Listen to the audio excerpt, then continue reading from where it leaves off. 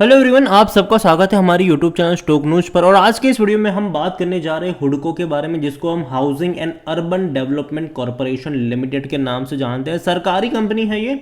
और आज 11% का डिक्लाइन आ गया, क्योंकि भैया गवर्नमेंट जो है वो ओएफएस लेकर आ रहा है।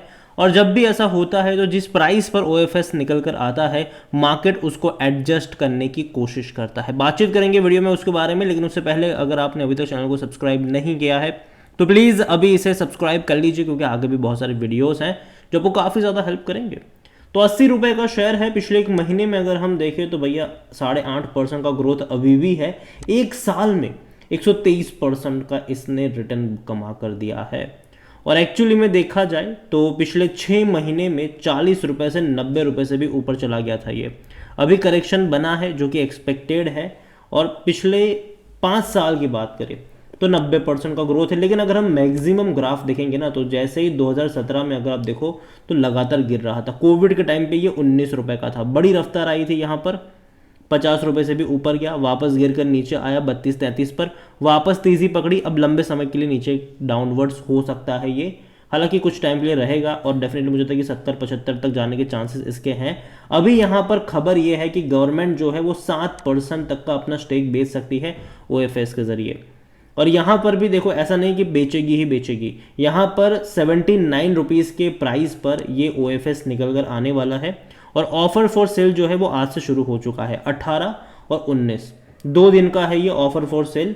और यहाँ पर अगर हम बात करें तो पहले दिन, ठीक है, पहले दिन जैसे कि 18 अक्टूबर को हुडको का एम है कि वो तकरीबन 7,66,500 इक्विटी शेयर्स जो है वो बेचने का प्लान है, जो तकरीबन 3.5% का बनता है। ठीक है, इसके अलावा हुडको में also use the option to additionally sell 3.5% equity shares of the company on day 2। तो डे 1 में इतने शेयर्स बेचने का प्लान है, डे 2 में 3.5% शेयर बेचने का यहाँ पर प्लान है। अगेन, अगर फुल्ली सब्सक्राइब नहीं होता है तो शायद ये जो ओवर सब्सक्रिप्शन ऑप्शन है ये वहाँ पर है 3.5% यहाँ पर। और जहाँ तक बात करिए तो पिछले कुछ टाइम में बहुत बड़ी तेज़ी डेफिनेटली इसने यहाँ पर दिखाई है। हालांकि non retail investor can place their bid only the T day, मतलब कि दैट्स 18 अक्टूबर है ये। And retail investor also and non retail investor में indicate their willingness to carry forward their unallot bids to T1, मतलब जो day 1 मतलब 19 को यहाँ पर होगा उनके लिए। तो नॉन रिटेल के लिए 18 को आज खुला है, रिटेल वगैरह के लिए कल खुलने वाला है ये। और डेफिनेटली देखा जाए तो भैया अगर आपको इतना ही इंटरेस्ट है, ठीक है, आपको लगता है कि कंपनी के उतना ज़्यादा भरोसा है, तो ऑलरेडी ये वहीं पर आ चुका है। अभी ये 80 रुपये पर आ ही चुका है। 79 रुपीज़ इसका ऑफर फॉर सेल का प्राइस है। और मुझे लगता है कि बहुत जल्दी ये 79 रुपीज़ तक भी कल जा सकता है। देखते हैं कि मार्केट खुलता है तो किस तरीके से खुलता है, पॉजिटिव नेगेटिव देखना होगा। लेकिन अगेन, मैं उतना ज़्यादा पॉजिटिव इस कंपनी को लेकर नहीं हूँ। बहुत बड़ी क्वांटिटी में शेयर ट्रेड होते नजर आए, 5 करोड़ से भी ज़्यादा, 5 करोड़ से भी ज़्यादा की क्वांटिटी में शेयर यहाँ पर ट्रेड हुए हैं। इतना ही नहीं, according to Moneycontrol user 86% लोग कह रहे खरीदारी करो, ठीक है, 86% लोग, और 14% लोग कह रहे बेच और भाग जाओ। और जहाँ तक कमेंट्स अभी निकल कर आ रही है वो ये है कि 2 पॉइंट मतलब तकरीबन 2 गुना ओवर सब्सक्राइब हुआ है फॉर नॉन रिटेल पोर्शन। अब रिटेल पोर्शन का देखना है कि कल किस तरीके से परफॉर्म होगा इसका। और जहाँ तक बात करिए इनके नंबर्स की, तो भैया उतने ज़्यादा एक्साइटिंग तो पहली चीज़ नहीं है। पिछले 5 क्वार्टर में रेवेन्यू उनका उतना ही है। प्रॉफिट वाइज देखो तो अप्स एंड डाउन्स आए हैं बीच में। लास्ट क्वार्टर में सिर्फ 445 करोड़ का प्रॉफिट था, उससे पहले 630 करोड़ के आसपास का था ज़रूर। अभी देखते हैं अभी सितंबर क्वार्टर के जब नंबर आते हैं तो कैसे नतीजे इनके निकल कर आते हैं। ओवरऑल मुझे उतना ज़्यादा पसंद नहीं है ये, स्पेसिफिकली अगर मैं बात करने जाऊँ इस कंपनी में। और जहाँ तक बात करें तो इसका जो पी रेशियो वो 10 का है। 17 का सेक्टर पी सस्ता कह सकते हो, लेकिन कोई भी एनालिस्ट यहाँ पर बाइंग की रिकमेंडेशन नहीं दे रहा है।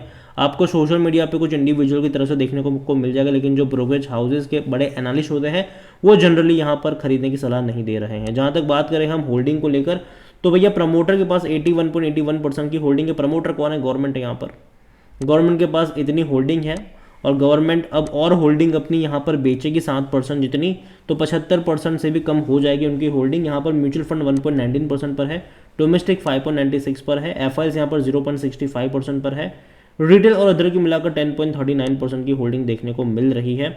एफआईएस ने सितंबर क्वार्टर में बड़ी खरीदारी करी है। पहले एफआईएस की जो होल्डिंग थी वो थी 0.32%, उन्होंने बढ़ाई है अपनी होल्डिंग। हालांकि डोमेस्टिक ने अपनी होल्डिंग को घटाया है, 6.04% से घटकर 5.96 पर आए हैं। म्यूचुअल फंड ने थोड़ी सी होल्डिंग बढ़ाई है, 1.14 से बढ़कर ये 1.19 पर आ चुके हैं। देखिए ओवरऑल मैं इस कंपनी के लिए इतना ही कहूँगा कि मैं उतना ज़्यादा पॉजिटिव नहीं हूँ, लेकिन मार्केट में और भी अच्छी कंपनीज है, खास करके सरकारी कंपनीज भी है अच्छी खासी, वहाँ के बारे में आपको सोचना चाहिए, जैसे कि जो रेलवे से हैं, जो डिफेंस से हैं। लेकिन इस कंपनी को लेकर मुझे लगता है कि अगर और फर्दर डिक्लाइन बनते हैं तब शायद मौके बनेंगे, क्योंकि अगर पिछले 1 साल का इसका ग्राफ देखोगे ना, इवन 5 साल का अगर आप ग्राफ देख लो तो बड़ी तेज़ी के बाद करेक्शन लंबा बनता है। यहाँ पर तेज़ी बड़ी आई ज़रूर है, तो मुझे लगता है कि लंबा करेक्शन यहाँ पर बनना चाहिए, उसके बाद शायद मौके बन सकते हैं। ये मेरा मानना है, बाकी मर्जी आपकी है। वीडियो को यहीं पे एंड करूँगा, पसंद आया हो तो लाइक करें, शेयर करें, चैनल पर अगर पहली बार है तो प्लीज़ सब्सक्राइब करें, और हुडको के बारे में आप क्या सोचते हैं वो भी आप मुझे कमेंट में लिख के बता सकते हैं। Thank you.